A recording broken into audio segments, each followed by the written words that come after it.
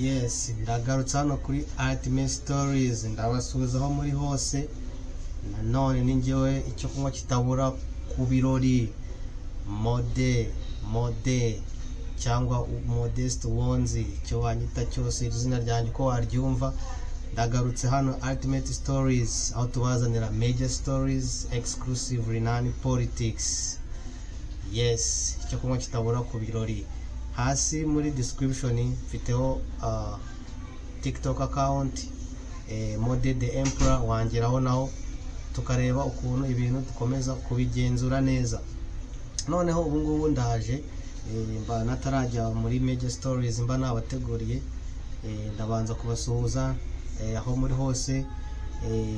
Nizere ko ubuzima bugenda neza, aho butagendekera neza turabasengera, turabifuriza kugubwa neza no kugira imigisha iva ku Uwiteka Nyagasani. Yego, reka tugere muri ya gahunda yanjye ya hano kuri channel ya Ultimate Stories. Ahangaha mbazanira major stories, exclusively non politics, aho tubona ibintu umuntu akwiriye kumenya cyangwa akwiriye kumva, akeneye kumva, byamugirira akamaro mu buzima. So natatindiye muri byinshi, munsi turashaka kureba ku kintu cyabaye muri iki cyumweru cya mbere cy'umwaka. Umunyamakuru witwa Kasuku Live yahawe amahirwe akomeye cyane amahirwe yo kubaza perezida w'igihugu cya Uganda Yoweri Kaguta Museveni, aho bari bateguye icyicaro bise Jazz with Jaja, aho perezida yagiteguye n'umukobwa we Natasha. Ahangaha bari batumiye abanyamakuru cyangwa aba influencer, niko twabita aba influencer kuko twabita abanyamakuru. Bano n'aba social media influencers, bamwe n'aba blogger, aho uyu nguyu Kasuku agwa. Ibi ni Kasuku ubundi ntago ari Kasuku mumenyereye.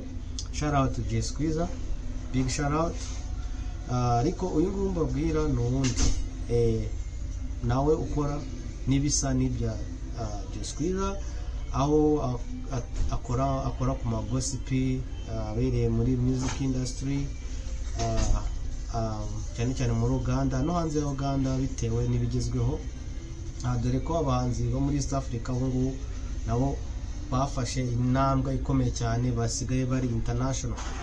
So nuko rero ibintu bihagaze ubu ngubu tugiye kureba kuri kino cyicaro cyabaye, aho perezida yakeneye kumva ibibazo biri muri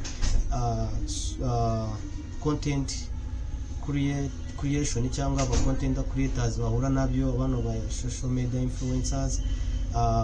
Bicaye bamubaza ibibazo, banamusaba kubabwira icyo yabafasha, icyo numva yabafashwa mu kugira ngo bakomeze batere imbere, dore ko yabaye social media yabaye aho abantu bakura imibereho, kuko zino platform zigerageza kubishyura bagatunga imiryango kandi nabo bakibezaho nta kibazo. So ariko gutumirwa kwa Kasuku uyu nguyu ni ikintu cyatanze mixed feelings ku bantu cyane.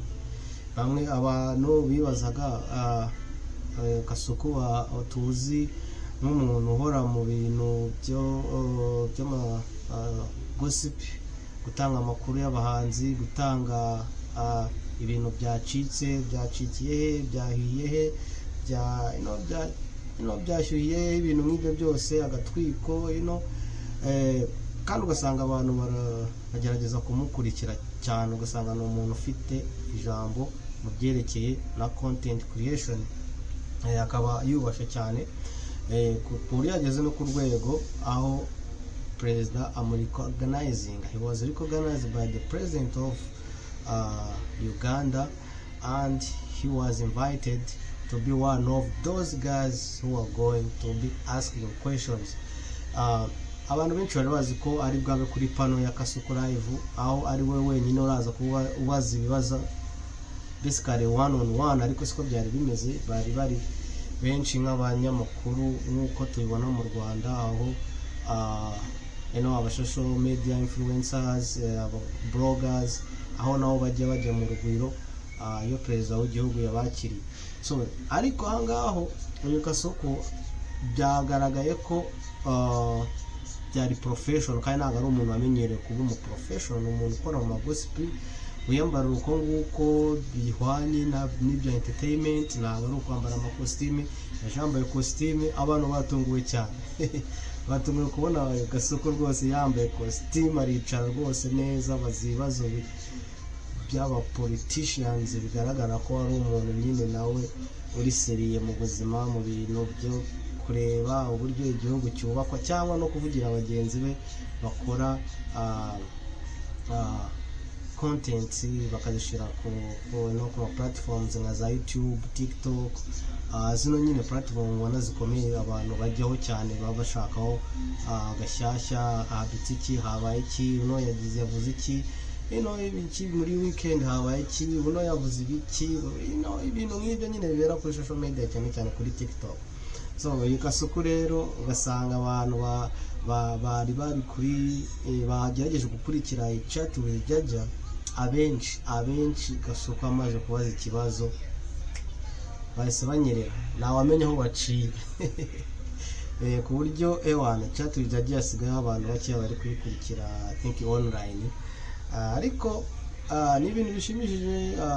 Kasoko ni ikintu agezeho mu buzima bwe, yavuga agezwe kuba yahawe icyizere akajya kubaza perezida w'igihugu. Ni ikintu gikomeye kandi ikintu nawe yishimiye, n'abantu rwose bishimiye kuko akazi yaragakora, ukoze akazi urakungura. So yakunguye kubona yahawe icyizere n'umukuru w'igihugu. So bigaragara ko ahangaha abantu bari bategereje nyine kubona ibintu biri aho ngaho nyine birimo comedy niyo mpamvu yamaze kuvuga. Bamwe baragenda bavuga ngo it was a disaster, show. Ntabwo babifashe nk'ibintu nyine by'igihugu, bari bazi ko ari show kuko ibyo bintu bikorera cyane. So nuko rero bimeze hano kuri Ultimate Stories, mbashakira inkuru nziza, major stories nk'uko mbivuga, mwakumva namwe mukasobanukirwa ibigenda hakurya no hakuno. So ndabashimira cyane abafata umwanya mukaza kuri Ultimate Stories kuri iyi channel ya YouTube yacu twagerageje gukora kugira ngo dukomeze kubana mu buryo bumwe cyangwa ubundi, nkomeza kubashiraho ibintu n'amakuru wenda utari ufite amahirwe yo kumenya ukayamenyera hano. So natarabasezera nkuko nari navuze nyitangino episode, it was amazing episode. I hope you guys are going to like it. Go down in the description, kanda kuri link ya TikTok ugere kuri Mode the Emperor. Fite ibyo mba nifuza kubagezaho byinshi. Nanone natarakomeza cyane,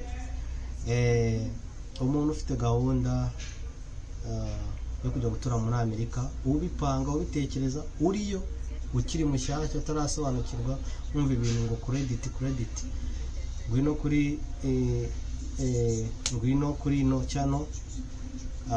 Ushaka kugira byinshi usobanukirwa wamereza message kuri TikTok uko nabivuze muri description ufite link. Ushobora gusobanukirwa ino credit history kuyubaka bisaba iki, cyangwa kugira ngo ugire credit score, kugira ngo imisorere yawe ibe ihwanye n'ubuzima bimera bite. Ni ikintu cya mbere kizagira mu matwi yawe uramutse wageze muri Amerika, kuko ni ikintu kizayobora ubuzima bwawe. So bino ndi kuvuga ni umugisha ndi kuguha, kandi ntabwo nshaka ko upfusha ubusa. Wumva ari ikintu cyakugira akamaro, ushaka gusobanukirwa neza, ngenda hari nkuko nabivuze, wansanga kuri TikTok ukama message tukareba ukuntu tubikurikirana hamwe. So ndabashimira aho muri hose, mukomeze mugire ibiho byiza, mukomeze mugire amahirwe, bifuriza kugera ku byo mwifuza muri uyu mwaka wa 2026. Bye bye.